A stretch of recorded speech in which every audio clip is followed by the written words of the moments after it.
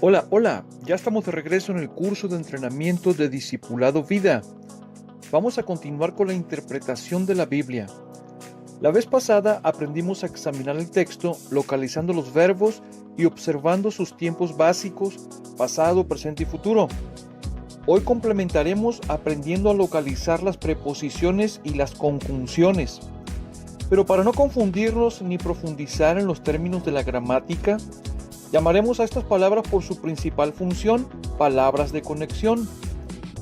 Como ya lo hemos mencionado antes, ya verás que esto es como aprender a manejar la llave del cofre del tesoro.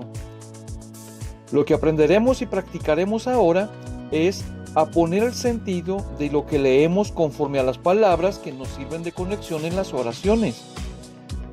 Veremos solamente unas cuantas, pero ya verás qué impresionante es. Por ahora vamos a mencionar la lista y el sentido y significado que dan las palabras y después las veremos de manera práctica con algunos textos de la palabra de Dios. Aquí tenemos una lista de las palabras que estaremos considerando. La palabra pero o la palabra más nos indica un contraste o una oposición.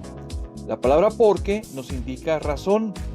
La palabra para o para qué nos indica un propósito. Comencemos con la palabra pero, que también podría ser la palabra más sin acento. Usamos los textos del video pasado, Juan 3:36. El que cree en el Hijo tiene vida eterna, pero el que rehúsa creer en el Hijo no verá la vida, sino que la ira de Dios está sobre él. La palabra pero te indica que lo que dirá a continuación es opuesto o contrasta con lo que recién dijo antes. El que cree en el Hijo tiene vida eterna, pero en contraste, el que rehúsa creer en el Hijo no verá la vida. Ahora, ¿qué es un contraste? Es una diferencia notable. Ahora que la palabra sino también te indica un contraste, pues te dice que en lugar de tener vida, la ira de Dios está sobre él. ¿Te diste cuenta? Repasemos. Cuando desmenucemos un texto, primero buscamos los verbos y los encerramos en un rectángulo y los resaltamos. Después, buscamos y encontramos las palabras de conexión que iremos aprendiendo. Las resaltamos y marcamos y le damos a la oración el sentido que indica esta palabra. Vamos a ver el otro versículo que usamos la vez pasada, Proverbios 28:13. El que encubre sus pecados no prosperará, mas el que los confiese y se aparta alcanzará misericordia. En este caso, la palabra más te indica que la oración que sigue es un contraste en cuanto a lo que dijo antes. ¿Lo notas? El que encubre es opuesto al que confiesa. Entonces, meditar en ese contraste te ayudará a comprender mejor lo que Dios trata de enseñarte entre una y otra acción y entre las consecuencias de cada una. Otras palabras que también indican oposición o contraste entre las oraciones son sin embargo, no obstante, aunque y sino, así pegadito, sino. Vamos a ver ahora la palabra de conexión porque. La palabra porque te indica una razón, o sea, que lo que dirá a continuación es la razón de lo que dijo antes. Ejemplo, no fui a la fiesta porque no tenía ganas. ¿Cuál es la razón de que no fui a la fiesta? No tenía ganas, esa es la razón. Mateo 5:3 dice, bienaventurados los pobres en espíritu porque de ellos es el reino de los cielos.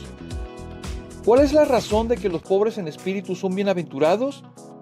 De ellos es el reino de los cielos, esa es la razón. Mateo 9:36, y al ver las multitudes tuvo compasión de ellas, porque estaban desamparadas y dispersas como ovejas que no tienen pastor. Dice que el Señor tuvo compasión de las multitudes. ¿Cuál fue la razón de esta compasión? Estaban desamparadas. Mateo 14:24, y ya la barca estaba en medio del mar, azotada por las olas, porque el viento era contrario. ¿Cuál es la razón de que la barca era azotada? La razón es que el viento era contrario. ¿Ves? ¿Entiende cómo se usa la palabra porque? Ahora consideramos la palabra para, o también podría ser para qué. Te indica que lo que dirá a continuación es el propósito de lo que dijo antes. Génesis 2:15. Tomó pues Jehová Dios al hombre y lo puso en el huerto de Edén para que lo labrara y lo guardase. ¿Qué propósito tenía Dios al poner al hombre en el huerto de Edén? Que lo labrara y lo guardase. Juan 14:26. Yo, la luz, he venido al mundo para que todo aquel que cree en mí no permanezca en tinieblas. ¿Cuál es el propósito de que Jesús viniese al mundo? El que cree en él no permanezca en tinieblas. Ese es el propósito de su venida. Juan 20:31. Pero estas cosas se han escrito para que creáis que Jesús es el Cristo. ¿Cuál es el propósito de que se hayan escrito estas cosas? Que creamos. Hasta aquí llegaremos por ahora con el aprendizaje de las palabras de conexión para interpretar la Biblia. Pero te voy a dejar una tarea muy especial. Vas a buscar el versículo más conocido de la Biblia, Juan 3:16, y lo vas a examinar, pero ahora con los recursos que ya has adquirido. Ya sabes, encuentra los verbos y después las palabras de conexión, al menos las que ya hemos visto. Y en el próximo video arrancaremos desde Juan 3:16 para aprender más acerca de cómo interpretar la Biblia. En esta semana daremos prioridad a este tema de la interpretación práctica de la Biblia, ya que la palabra de Dios es el recurso más importante por el cual Dios nos habla. ¿Listo? Vamos a hacer la tarea. Vamos a examinar Juan 3:16.